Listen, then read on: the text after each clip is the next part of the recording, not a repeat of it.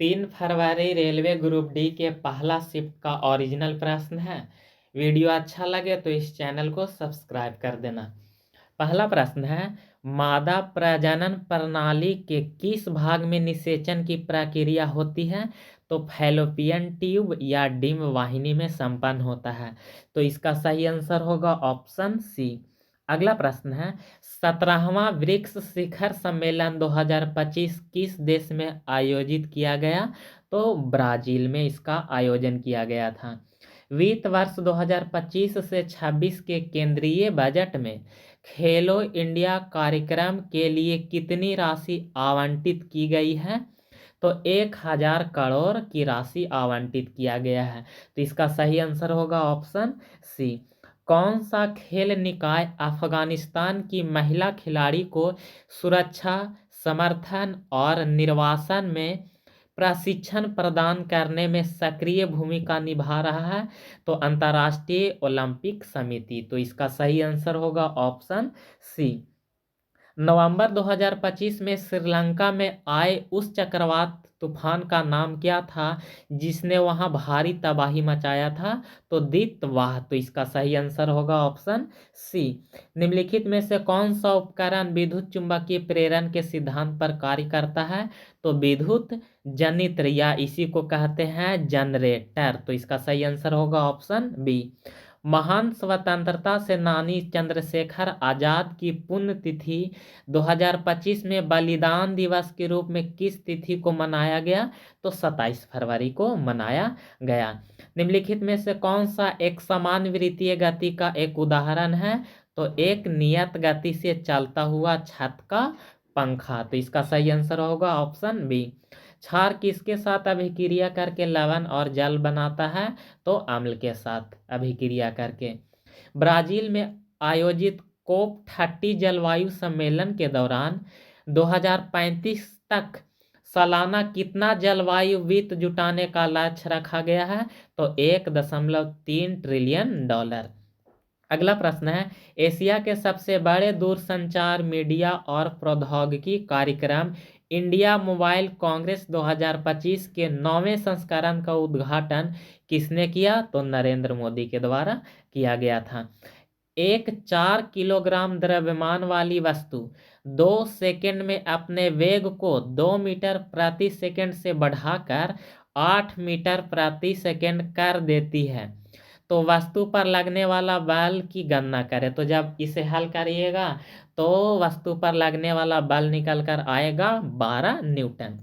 अगला प्रश्न है, रक्त के छानने की प्रक्रिया में निम्नलिखित में से कौन सा भाग उपयोग किया जाता है? तो नेफ्रॉन।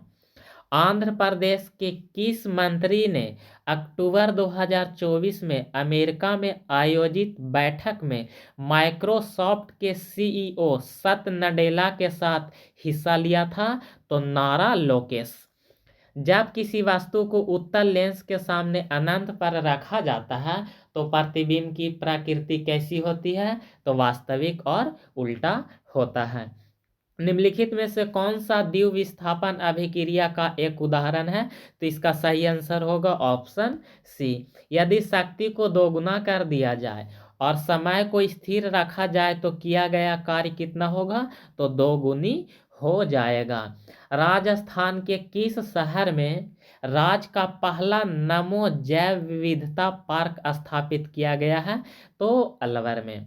अगला प्रश्न है, Laureus world sportsman of the year 2025 award से किसे सम्मानित किया गया?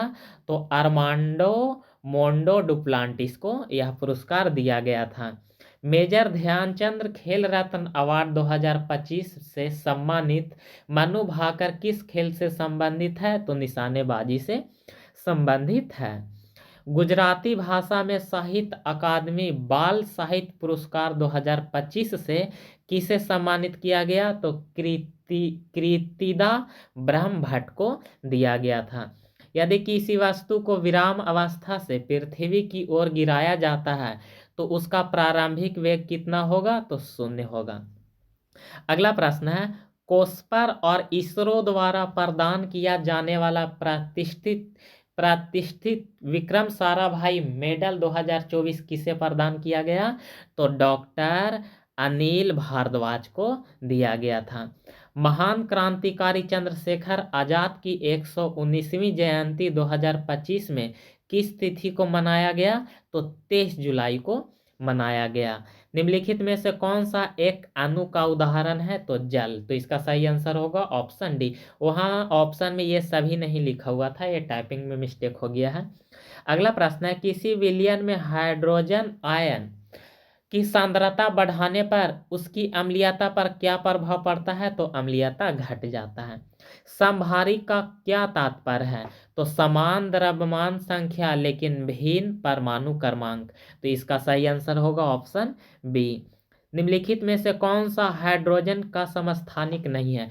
तो प्रोटियम, ड्यूटेरियम, ट्राइटियम, ये तीनों के तीनों हाइड्रोजन के समस्थानिक है। तो पूछ रहा है नहीं है, तो इसका सही आंसर होगा ऑप्शन डी इरिडियम। अगला प्रश्न है, जून 2025 में भारतीय रिजर्व बैंक ने किस पेमेंट बैंक पर भुगतान बैंकों के लाइसेंस संबंधी निर्देशों का पालन न करने के कारण 29.6 लाख का मौद्रिक जुर्माना लगाया है? तो फिनो पेमेंट बैंक पर यह जुर्माना लगाया गया है। निम्नलिखित में से कौन रक्त में ऑक्सीजन का परिवहन करता है? तो लाल रक्त कणिका। चारा फसलों को उगाने का मुख्य उद्देश्य या विशेषता क्या होती है? तो लंबे समय तक हरे चारों के रूप में वृद्धि होते रहता है। तो सही आंसर हो जाएगा इसका ऑप्शन बी।